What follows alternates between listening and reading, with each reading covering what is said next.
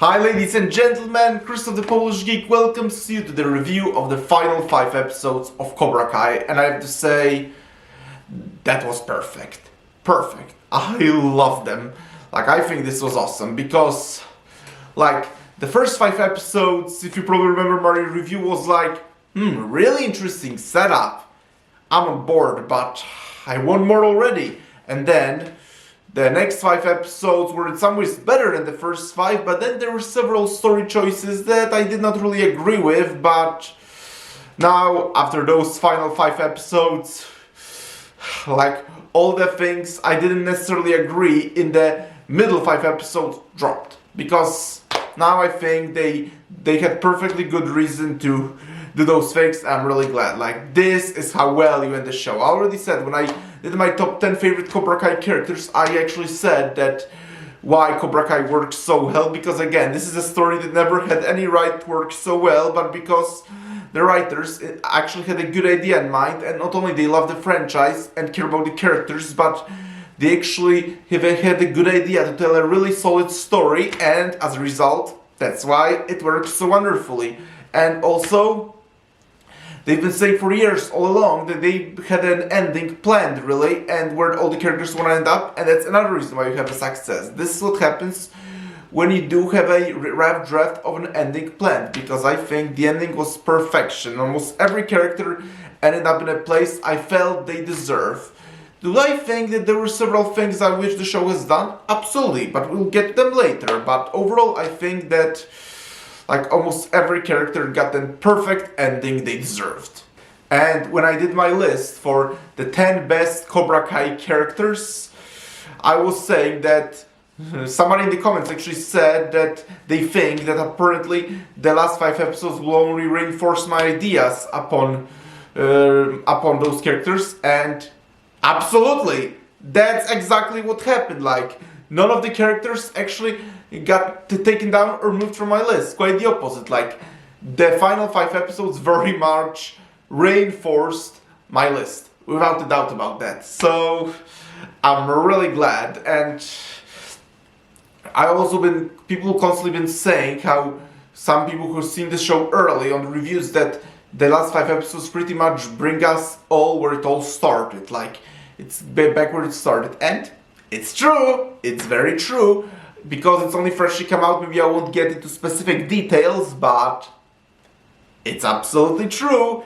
It is pretty much like bringing the story full circle back where it all started, and I love that. This is perfect. And another thing I will also say is that Johnny Lawrence and Daniel LaRusso, I really love that they finally were able to put their hands behind, because in every season they had their conflict, and I always found Johnny Lawrence the more reasonable of the two, but I'm glad that finally I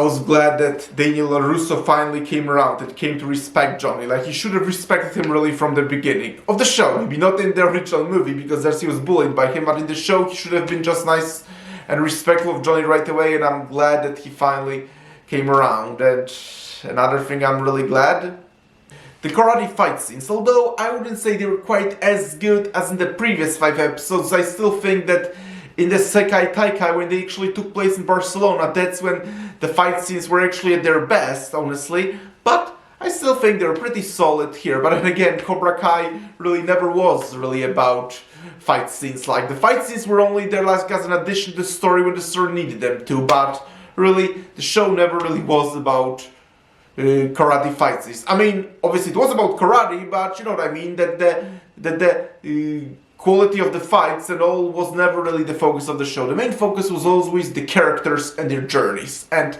that's what always the most mattered. If you want just perfect karate fight, then go ahead and watch a Jackie Chan or Shaw Brothers Chinese movie. That's what you should watch if you want just perfect karate fights. But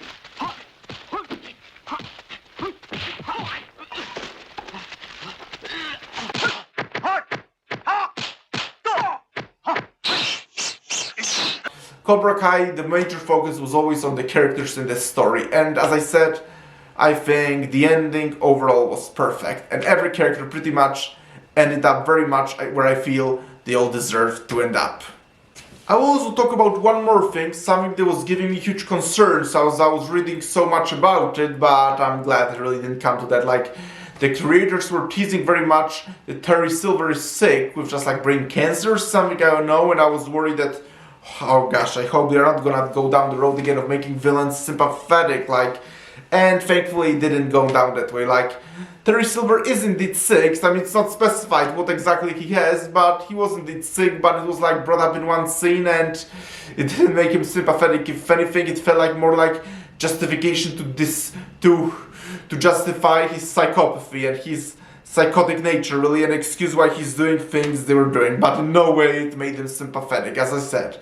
If anything, it felt like more like justification. Oh, I do this because that, but really it in no way detracted from his villainy or even made him sympathetic remotely, which I'm glad about, because again, as I said in my top 10 favorite characters, Terry Silver works best as a diabolical, maniacal villain, and I'm glad that this last 5 episodes very much stuck to that.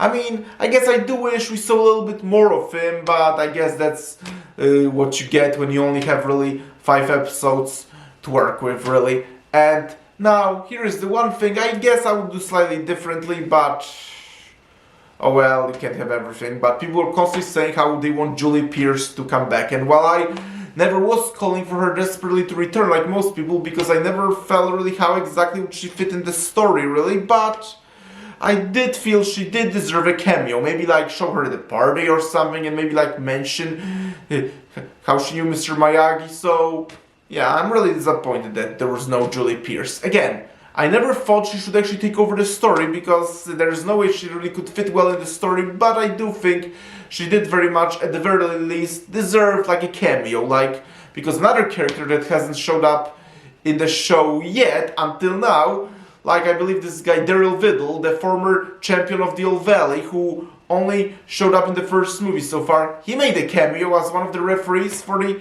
Sekai Taika in the Old Valley, so if he could make a cameo, then I don't see why I couldn't Julie Pierce. But oh well, can't have everything, but I do hope maybe she does show up in the upcoming Karate Kid Legends movie, because we truly do deserve to know what's going on with her. So yeah, she does certainly deserve at the very least a cameo in that movie. And now for the final thing, I do want to talk about what I hope from Karate Kid Legends movie.